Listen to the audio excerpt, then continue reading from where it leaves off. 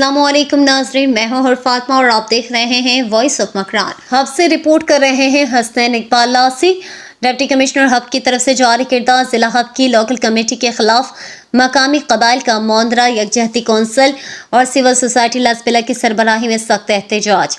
گزشتہ روز deputy commissioner کی تجویز پر ضلع ہب کی لوکل کمیٹی کا نوٹیفیکیشن جاری کیا گیا تھا، جس میں سرکاری افسران اور سیاسی کونسلران کو لوکل کمیٹی کا ممبر نامزد کیا گیا تھا، اور ضلع ہب کی اس غیر منصفانہ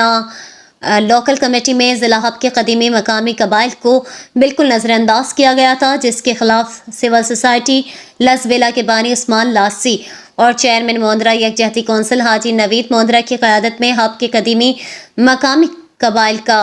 نے سخت احتجاج کر کے قومی شاہراہ کو کئی گھنٹے بلاک رکھا۔ سول سوسائٹی لسبلا اور چیئرمین موندرا یکجہتی کونسل کی کال پر ہزاروں کی تعداد میں ضلع ہب کے قدیمی مقامی قبائل کے لوگ اپنے حقوق کے تحفظ کے لیے سڑکوں پر نکل آئے۔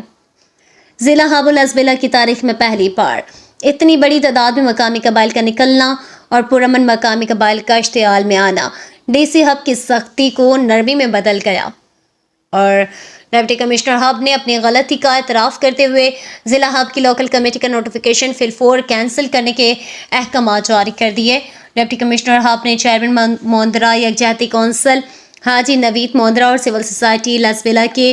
بانی عثمان لاسی کو یقین دلایا کہ آئندہ ضلع ہب کی لوکل کمیٹی کی تشکیل کے لیے ضلع ہب کے قدیمی مقامی قبائل کے ساتھ مشاورت کر کے انہیں اعتماد میں لینے کے بعد ہی ضلع ہب کی لوکل کمیٹی تشکیل دی جائے گی۔